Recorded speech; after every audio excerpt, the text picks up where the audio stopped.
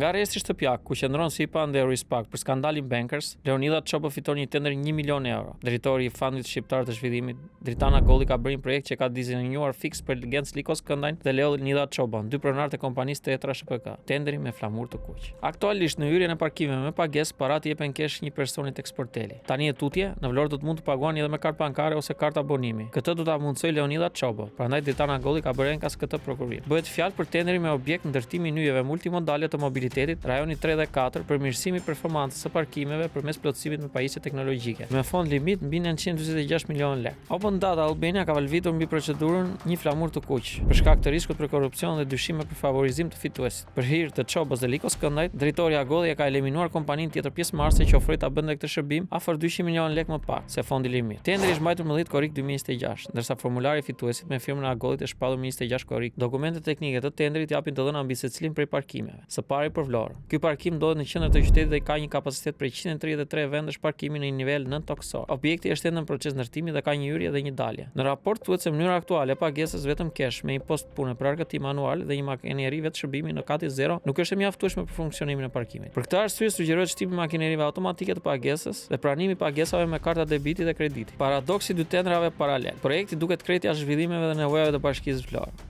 Konkretisht, parkimet publike në Vlorë menaxhohen nga Vlora Parking, një kompani e krijuar për këtë qëllim. Në prill 2026, Bashkia Vlorë ka shpallur hapjen e garës për implementimin e sistemit të parkimit për Vlora Parking. Fondi limiti i parashikuar për këtë projekt është 14 milion lekë. Sipas dokumentit në Agjencinë e Prokurimit Publik, në këtë projekt do të përfshihen 4 pika kryesore parkimi në qytet: parkimin pranë stadiumit Flamurtari, parkimin te shkolla e Marinës, parkimin në Unazën e dytë Lungomare, si dhe parkimin pranë fushave sportive në zonën e pyllit të sodës. Këto hapësira do të pajisin me një sistem të integruar dhe të automatizuar për rritjen e efikasitetit dhe kontrollit të aksesit për automjetet. Në thelb të këtij projekti qëndron ndërtimi i një software qendror për menaxhimin e qendrëzuar të sistemit të parkimit, për administrimin e parkimit. Ky program do të përbëhet nga një sër modulesh të ndërthurura, të cilat do të mundsojnë administrimin e plotë të hyrje-daljeve, tarifave, përdoruesve dhe pajisjeve në terren. Një nga elementët kryesorë të këtij sistemi është siguria. Softueri që do të ndërtohet do të përmbush standardet ndërkombëtare për përpunimin e pagesave me kartë, ndërsa të dhënat do të ruhen në databazat e enkriptuara për të garantuar konfidencialitet. Një tjetër komponent i rëndësishëm është fleksibiliteti i sistemit. Ai do të lejojë personalizimin e biletave, kartave dhe aksesit për kategori të ndryshme përdorues, si dhe aplikimin e tarifave të ndryshme varësi të orareve, ditëve apo eventeve të veçanta. Tenderi është mbajtur më 11 maj 2026, ndërsa fituesi është shpallur më 15 qershor. Në listën e pjesëmarrësve është edhe kompania Tetra, por tenderin e ka fituar PC Store. Pra është e qartë se dy tenderat kanë të njëjtin objekt, ndryshojnë vetëm autoritetet kontraktore dhe fituesit. Kështu bëhet e qartë se Dritana Gollit nuk intereson se çfarë bëhet me parkimin në Vlorë, por vetëm transaksionin me dy miqtë e tij Likos Këndajn dhe Çoba. Vlora ka nam të keq me çështjen e parkimit publik. Në vitin 2019, ish kryetari i Bashkisë Vlorë, Shpëtim Gjika, përfundoi gjykatën e akuzuar në lidhje me koncesionin e parkimit publik, që ky ia shitin kompanive të huaj. Nga kundërshtimi i qytetarëve vlonjat, koncesioni u anullua. Për të qenë më saktë, Golli ka përfshirë në tender edhe 3 qytete të tjera, duke argumentuar me faktin që pika turistike dhe flukset mund të jenë të larta në periudha të ndryshme të vitit. Raporti nënvizon se parkimi publik i Durrësit nga ana tjetër është një strukturë e re me 6 kate mbi tokë dhe konstruksion beton arme. Sipërfaqja totale e ndërtimit është 15106 metra katror, nga të cilat 13957 metra katror janë të dedikuara për parkimin e automjeteve. Kapaciteti total është 353 vende parkimi, të vizuara dhe të identifikuara me numër fiks. Në Gjirokastër, parkimi publik ndodhet në sheshin Çerçis Topulli. Ai është tërësisht në toksor dhe përbëhet nga 3 nivele parkimi: kati -1, kati -2 dhe kati -3. Ambienti ka një korsi hyrje, korsi dalje dhe 208 vende parkimi të vizuara e të identifikuara me numër fiks. Në hyrje dhe dalje janë të instaluara bariera me 3 metra. Parkimi publik i Beratit ndodhet në qendër të qytetit dhe është një kat nën tokë. Ai ka 2 hyrje nga rruga Shëtitore Ausumi dhe rruga Antipatria, si dhe një dalje në rrugën Shëtitore Ausumi. Kapaciteti i parkimit është 198 vende parkimi të vizuara dhe të identifikuara me numër fiks. Në hyrje dhe në dalje të parkimit të Beratit janë instaluar bariera me 3 metra, ndërsa në hyrje janë vendosur kolona ali të gate entry për gjenerimin e biletave dhe leximin e kartave RFID për abonent. Në korsinë e daljes ndodhet kolona alite, gate exit, e cila shërben për menaxhimin e daljeve për klientët ditor dhe abonimet afatgjatë. Në të gjitha këto parkime publike, teknologjia aplikuar është e kohëve të fundit, por Dritana Golli ka bërë një tender që ka parasysh nevojat e Tetra SHPK, jo të bashkive. Procedura parashikon pajisjen e këtyre parkimeve me teknologji për pagesa, kontroll hyrje, dalje dhe menaxhim të përdoruesve, procese që gjenden sot të rregulluara. Tetra pastron paratë e Leonida Çoba. Kompania Tetra u krijua që në vitin 2007 nga Agenci Likos Këndaj dhe Sokol Qeraxhiu me emrin CCS Solutions SHPK. Në vitin 2010, emri i kompanisë u bë Tetra Solutions SHPK, ndërsa në 2018 nisën transaksionet e brendshme të kompanisë. Në këtë kohë ndodhi dhurimi 9% të kuotave të kapitalit nga Agenci Likos Këndaj në favor të Sokol Qeraxhiu. 4 vite më vonë, në tetor 2022, Qeraxhiu i kthen përsëri në formë dhurimi këto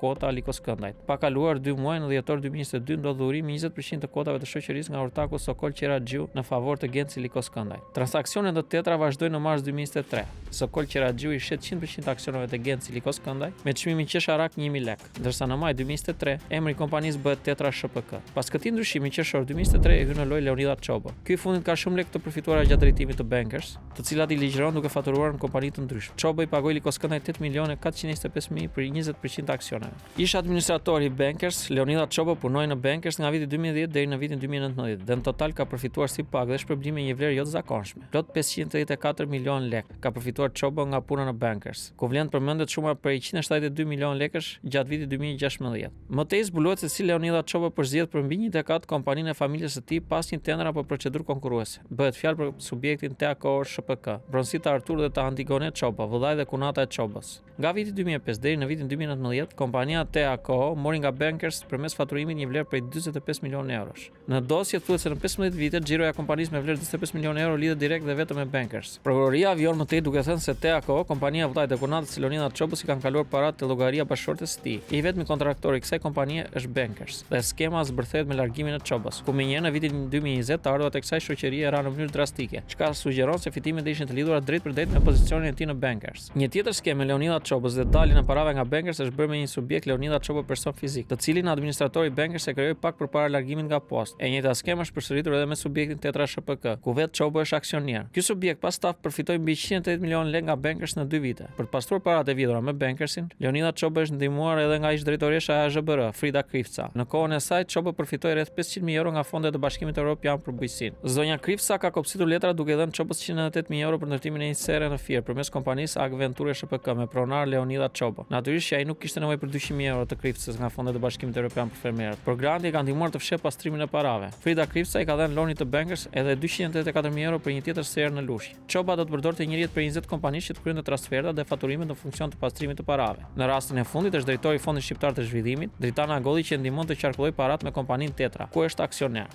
Ju pëlqeu kjo video? Atëherë bashkohuni me ne. Na ndiqni në Instagram, Facebook dhe TikTok dhe bëni subscribe në YouTube. Klikoni like dhe share dhe aktivizoni njoftimet për të mos humbur asnjë video të re. Faleminderit për mbështetjen.